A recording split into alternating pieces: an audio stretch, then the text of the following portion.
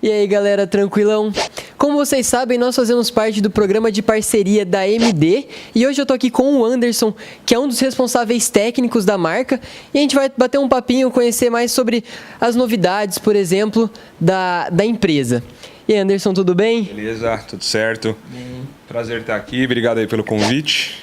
Vamos ver o que a gente consegue adiantar aí para vocês a respeito da nova linha, enfim. Vamos lá. Maravilha. Bom, o que você pode falar pra gente? Oi, meu nome é Betina, tenho 22 anos e já trolei 1.042.000 jogos ranqueados no LoL. O tempo é pouco e eu precisava chamar sua atenção. Eu comprei um PC Gamer da Holy Dragon e 3 anos depois eu já tenho mais de 1 milhão de jogos trollados no LoL. Se você comprar um também, eu garanto, os resultados serão os mesmos. Resultados diferentes exigem atitudes diferentes. Sobre as novidades que a AMD tem. Bom, novidade então, como com certeza vocês já ouviram falar, esse ano sai a nova linha de processadora de placa de vídeo, né? Então a galera sempre está perguntando pra gente o que vai mudar, o que não vai mudar. Tem um monte de fake news na internet, eles perguntam se é verdade, se não é, o que não é fake, o que é. Obviamente eu não posso falar nada disso aqui, mas assim, algumas coisas o pessoal já sabe. Nessa nova arquitetura a gente vai ter muita melhora no processo de fabricação do produto. Então o Ryzen em si, como vocês, né, que tem várias máquinas aqui, tem máquina ali no CT do pessoal, vocês sabem, são processadores eficientes no termos de consumo de energia, aquecimento, muito mais eficientes nesses aspectos do que o concorrente, e a nova geração ela vem para melhorar isso. Tá? Então, assim, a gente aplicou muita tecnologia na segunda geração, né, em relação à primeira, mas essa terceira ela realmente vem para mudar muita coisa, né? Vai ser realmente muito bom. O consumidor que estiver aguardando aí pode botar fé nisso, porque vai valer a pena. Maravilha. Sobre a aceitação da linha Ryzen no mercado, né? Como que ele vem desde a primeira geração? O que vocês estão achando em relação à geração que nós tínhamos antes deles? Vocês dizem respeito aos FX, né? Isso. Cara, muita coisa mudou no sentido da aceitação. Aqui no Brasil é um pouco diferente do que acontece na Europa ou nos Estados Unidos, por exemplo, onde o market share da AMD em alguns países é maior do que o do concorrente, né? A gente aqui está caminhando para essa realidade, mas hoje, pelo menos das contas que eu atendo em São Paulo, mais da metade dessas contas já vendem mais AMD do que concorrente. E isso graças ao Ryzen, né? Na primeira geração a gente teve uma grande retomada de mercado. Mas na segunda geração, com a introdução do 2200G e do 2400G, que eram produtos, né, que agregam vídeo integrado, coisa que na primeira geração não tinha, a gente também alcançou um outro público, que era aquele público que procura uma máquina com custo-benefício, que não vai gastar com uma placa de vídeo, ou que antes tinha que colocar uma placa de vídeo de entrada, a máquina de entrada ela acabava saindo cara por causa disso, né? Você tinha que comprar o processador, a placa de vídeo, e agora o Ryzen 2200 e 2400 eles atendem essa demanda sem essa necessidade. Com isso, a nossa retomada de mercado ela foi ainda maior do que o que havia sido na primeira. E é lógico que se vocês procurarem notícias a respeito disso, né, a respeito de market share, a respeito do próprio valor das ações da empresa, o Ryzen fez isso subir bastante. E a expectativa é que isso suba ainda mais. Tá? Nós temos coisas realmente muito boas para apresentar para o mercado em breve. Sim.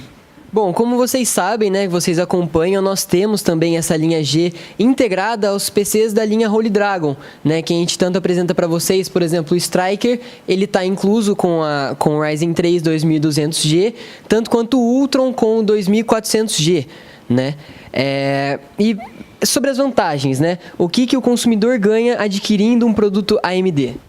Bom, antes o pessoal costumava falar que a AMD era uma marca de produtos custo-benefício, né? Mas geralmente, pelo menos se tratando de FX, sempre foi visto dessa forma como um processador mais barato. Hoje a gente mantém sim essa prática, né, de termos processadores com custo-benefício melhor, só que hoje, falando de performance, na maioria dos cenários que você comparar, a AMD ela tem vantagem em performance. Então, por exemplo, se você pegar hoje um Threadripper, né, você pega um 2990, que é um processador de 32 núcleos, 64 threads, não existe absolutamente nada do concorrente que chegue nem perto, se a gente levar em conta principalmente a faixa de preço dele. Se você pegar qualquer processador que custa o que ele custa, ele entrega o dobro de performance, né? E não só falando de Threadripper, mas falando até mesmo de 2700X, um usuário hoje que ele quer uma máquina para renderização, por exemplo, ou para edição, não existe nada melhor do que um Ryzen, né? A vantagem que a gente tem com o SMT, né, que são o que o mercado costuma chamar de núcleos virtuais, isso acaba dando uma vantagem competitiva porque a gente tem mais threads.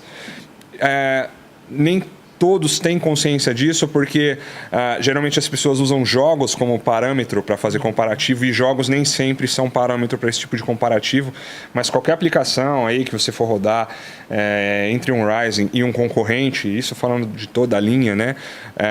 O usuário ele sempre vai ver que o Ryzen ele sempre entrega mais, custando menos. Mas como você perguntou de quais outras vantagens, então, bom, eu poderia citar o consumo do nosso produto, que é menor. Eu poderia citar a temperatura do nosso produto, que é menor, o cooler que acompanha os nossos produtos, sendo que no concorrente os produtos mais caros nem acompanham o cooler. E no nosso caso é um pouco diferente, porque o 2700X, por exemplo, tem um cooler magnífico. Você já viu? Uhum. É maravilhoso. As pessoas procuram o AMD para comprar esse cooler, para você ter ideia. O cooler sozinho. Então, assim, são esses tipos de benefícios que acabam reforçando a nossa marca. Porque, por exemplo, hoje um usuário que compra um produto concorrente na faixa ali de performance de um 2700X, automaticamente ele é obrigado a comprar um water cooler ou um cooler a ar high-end, né? Um cooler caro. Então, você já está pagando mais caro num processador que, dependendo da aplicação, ele não vai entregar o mesmo, e você ainda tem que comprar um sistema de refrigeração bacana. E ainda tem que comprar uma placa-mãe que permita a overclock, sendo que isso é uma coisa que a gente permite em praticamente qualquer placa-mãe, né? Então, isso é uma coisa muito boa. Agora, outra coisa que eu acho que vale a pena o usuário sempre levar em consideração é em questão a suporte. Porque, por exemplo, a nossa próxima linha de processadores, o nosso socket permite com que processadores da nova geração funcionem em placas, por exemplo, como uma B450, uma X370, uma B350, comportem processadores novos que serão lançados, tá? Obviamente isso depende também de quais modelos que o fabricante daquela placa vai querer que funcione, por uma questão, enfim. Mas ainda assim, se a gente for falar de outras opções do mercado, o cliente ele não tem essa segurança, né? Porque historicamente falando, não existe tanta possibilidade assim de upgrade se a gente estiver falando de um concorrente, e isso é uma coisa que o usuário de Ryzen ele tem que levar em consideração, sim, porque o seu cliente hoje ele pode entrar aqui e comprar uma máquina de vocês com 2200G e futuramente ele pode trocar esse processador por um processador melhor, né? E manter todo o restante do kit. Então, de certa forma, ele também está economizando, né? Sim, a economia também aí por conta, então, do socket, né? Eu percebi que você falou bastante sobre núcleos, threads. Dá uma explicadinha pro pessoal que não entende muito bem o que são os núcleos e os threads. Eu vou falar de uma forma que eu vou dar risada aqui, cara, porque eu uso isso muito em treinamento. E pode parecer meio bobo para quem entende, mas eu acho que é uma explicação muito boa para quem não entende nada, tá? Então, falando para esse público que você citou, núcleos, você imagina que são pedreiros, tá? Imagina que, sei lá, você vai rodar um jogo, imagina que é um saco de cimento. Então, se você está jogando um Counter-Strike, que é um jogo relativamente leve, um saco de cimento. Então, vamos usar aqui o 2600X só para comparação, tá? 2600X é um processador de 6 núcleos, 12 threads, né? Então ele tem 6 núcleos reais, 6 núcleos virtuais, totalizando 12 núcleos. O que eu costumo falar é que esses 6 núcleos reais são 6 pedreiros experientes que estão realizando alguma reforma, uma construção, alguma coisa assim. Quando você pensa em aplicação que você está rodando, pensa que são as obras. Então, se você está rodando um jogo mais leve, são 6 pedreiros para carregar um saco de cimento. Dependendo do que você vai rodar ali, se você for um cara que edita vídeo, se você for um cara que joga jogos realmente pesados, você não está carregando um saco de cimento, você está carregando viga, um monte de saco de cimento, você está carregando tijolo para lá e para cá, carrinho de mão, tudo, né, que você puder imaginar você está carregando. Essas tarefas compartilhadas entre esses pedreiros, que são esses núcleos, elas são mais leves. Se você tentar carregar isso tudo com uma pessoa, você não consegue, ou você sobrecarrega, né? Ou você vai fazer isso muito devagar. O cara vai ter que dar várias viagens, que é o que o processador acaba fazendo. Esses núcleos virtuais, né, eu costumo chamar de servente. Ele é um estagiário do pedreiro. Então, ele é um pedreiro menos experiente, mais fraco, né? Tem menos massa muscular, ou seja, ele ajuda sim o cara a carregar o saco de cimento, só que ele não aguenta a mesma carga que um núcleo real, digamos assim, mas ainda assim é uma mão de obra a mais que você tem ali, tá? Então toda vez que você pensar em núcleos, né, você vai ouvir aí no mercado os termos quad-core, dual-core, six, octa, o Threadripper quebrou essa barreira porque a gente hoje tem processador de 32 núcleos, 64 threads, eu não sei nem como é que se pronuncia os cores disso aí, né? Mas pensa que são sempre pedreiros. Quanto mais núcleo você tem, mais pessoas você tem para realizar determinada tarefa. Jogos, o que acontece? Nem sempre os jogos vão utilizar todos esses pedreiros. Por quê? Porque existe um fator dominante num jogo que é a placa de vídeo. Ela é quem... digamos que é o foco de um jogo. O jogo ele precisa acessar o processador, alguns jogos mais, outros jogos menos, mas a placa de vídeo é o foco. Quando você tem, às vezes, um processador com muitos núcleos, nem sempre o jogo precisa. Nem sempre ele foi otimizado para utilizar. Então, por isso que é muito complicado, às vezes, você falar que um produto é melhor que o outro, se baseando em jogos, ou pior ainda, utilizando um jogo como parâmetro. Eu posso usar, por exemplo, GTA, que é um jogo muito bem otimizado para múltiplos núcleos. Posso falar de Battlefield, que é um jogo muito bem utilizado, né? Muito bem otimizado para múltiplos núcleos. E eu posso falar de jogos onde o processador não vai fazer a menor diferença, né? Enfim...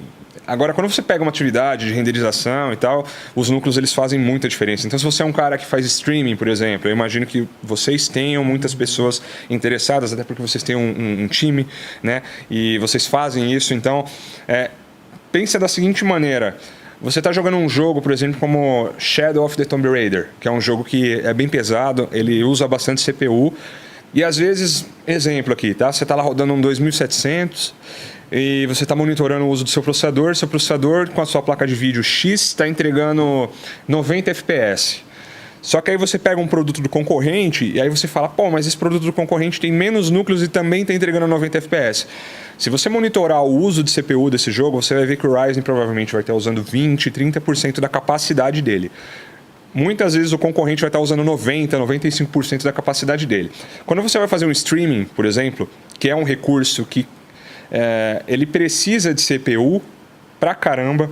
Então, se você estiver fazendo, por exemplo, streaming em 4K, piorou. Você vai precisar de ter um CPU muito forte. Se você não tiver CPU sobrando para fazer esse stream, o que vai acontecer com o teu jogo? Se o teu CPU já está a 100%, né, tá lutando muito ali para entregar resultado e você ainda exige mais dele, é a mesma coisa que você ir na obra, tá lá os seus pedreiros trabalhando, sobrecarregados pra caramba, e você chega lá com um caminhão de entulho e fala, meu, também vocês precisam carregar isso aqui, ao mesmo tempo. Então o cara tá carregando cimento, tá carregando viga, tá fazendo, pintando as coisas, você ainda chega lá com um caminhão de entulho para ele. O que vai acontecer? As duas coisas serão ineficientes. O teu jogo vai diminuir performance, o teu stream não vai ser um bom stream.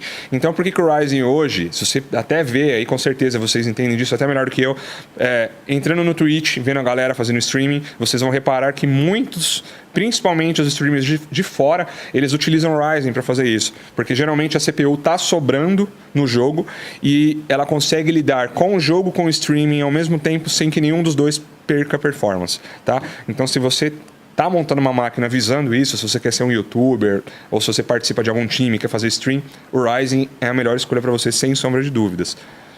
Eu posso dizer também para vocês que acompanham a gente, sabem que a gente também faz streaming, a gente utiliza a linha Ryzen como o nosso processador para streaming, porque realmente ele entrega basicamente tudo que a gente precisa, né? Para streaming ter uma qualidade, tanto qualidade gráfica, né?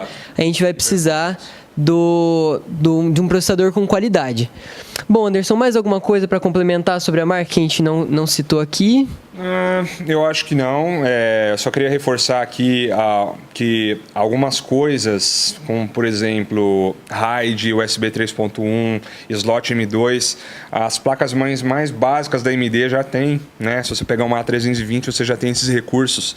E muitas vezes o usuário ele acaba se sentindo obrigado a comprar determinadas placas, né, para ter um recurso que poderia estar ali num produto mais básico, mas que às vezes a marca não permitiu, para obrigar ele a comprar uma placa mais cara. Isso é uma coisa que eu costumo frisar para o usuário, não para falar para você compre uma placa mais básica, porque obviamente não é assim que as coisas funcionam, né?